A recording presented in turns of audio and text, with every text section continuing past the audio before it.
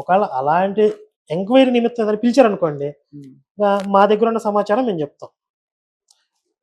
మేమేం తప్పు చేసి దాక్కోవాల్సిన అవసరం లేదు కదా, ఎందుకు తప్పే ఉంది. మాకు ఇన్ఫర్మేషన్ లేక నేను అడిగాను. ఇప్పుడు అంటే ఎవరు ఏ కారణంతో చనిపోయారో తెలుసుకునే హక్కు కూడా లేదా?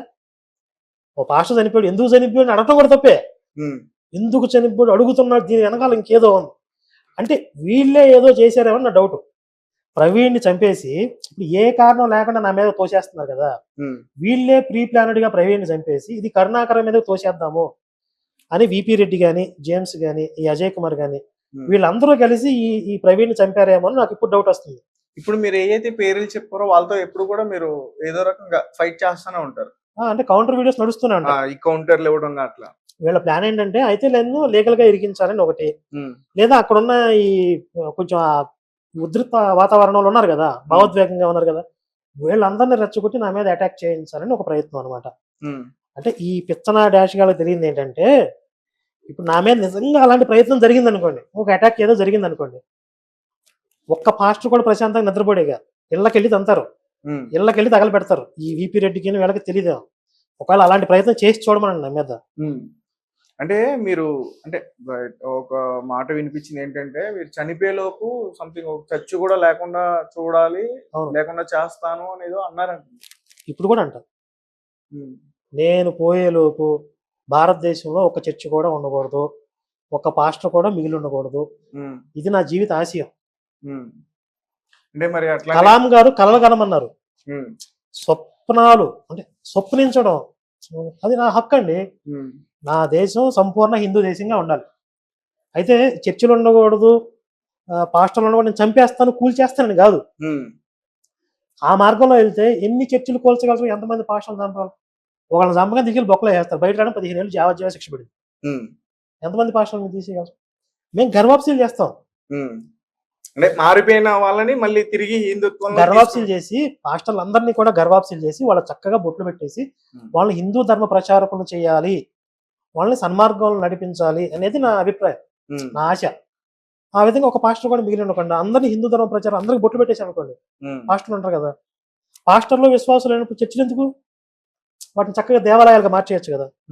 ఆ విధంగా ఒక చర్చి కూడా లేకుండా, ఒక పాస్టర్ కూడా లేకుండా సంపూర్ణ హిందూ దేశం చేయాలి అనేది నా చిరకాల స్వప్నం. రైట్. సరే, ఎందుకు మీరు క్రిస్టియన్స్ ని టార్గెట్ చేశారు ఎక్కువ అనుకోవచ్చు, ముస్లిమ్స్ ఇంకా? దాంతో ఎక్కువ థ్రెట్ ఉంది కాబట్టి మీకు, భారతదేశానికి, మొత్తం భారతదేశానికి. ఇప్పుడు మీకేం సంబంధం లేదనుకుంటున్నారు కదా, మీరు క్రిస్టియానిటీ వల్ల నాకేం ప్రమాదం లేదనుకుంటున్నారు కదా, మీరు కూడా ఆ ప్రమాదంలో ఉన్నారు, ఈ విషయం మీకు తెలియదు అంతే. ఎప్పటికైనా ప్రమాదంలో ఉంటారు.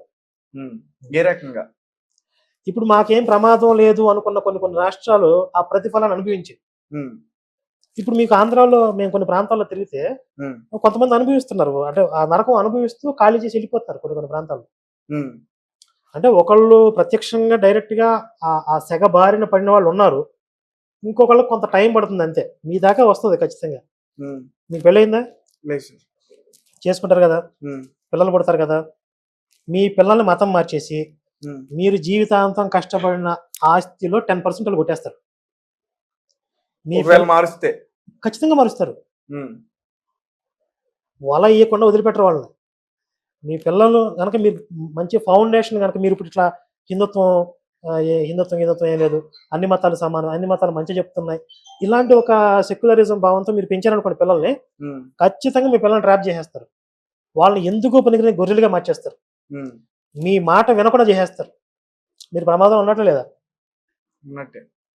సరే, ఎందుకంటే వాళ్ళు కూడా ఒకప్పుడు మన హిందువులే, పైగా మన భారతీయులు. అదే కదా నా బాధ. ఇప్పుడు ఎలా ఉంటదంటే మన వేలుతో మన కన్నే పొడుస్తున్నారు, అది వాళ్ళకి తెలియదు.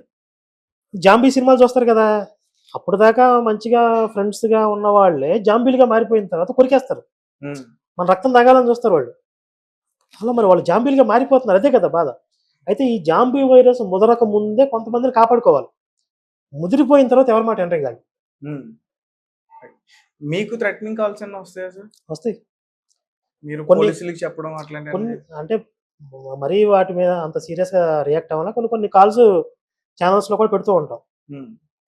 అసలు ప్రవీణ్ గారు చనిపోయిన తర్వాత, మరణించిన తర్వాత మీ ఒపీనియన్ ఏంటి సార్? నార్మల్ ఇప్పుడు ప్రవీణ్ లాంటి వ్యక్తులు ఉండటం అనేది మా పని కాస్త సులభతరం అవుతుందని చెప్తున్నా. ఎందుకంటే పాస్టల్ ఐడియాలజీ ఏంటి, మిషనరీలు ఎలా వర్క్ చేస్తాయి, ఇది ఎందుకు ప్రమాదం. ఇప్పుడు మీలాంటి వాళ్ళకి నేను చెప్పాలా? ఇప్పుడు ప్రవీణ్ మాట్లాడిన వీడియోలు కొన్ని చూపించాను అనుకోండి, మీకు ఈజీగా అర్థమైపోద్ది. క్లిప్స్ చూసాం మేము కూడా. మీరు అన్ని చూసుంటారు, ఇంకా చాలా ఉంటాయి, దారుణంగా ఉంటాయి. అవన్నీ మీకు చూపిస్తే ఇంత డేంజర్ అనుకుంటారు మీరు.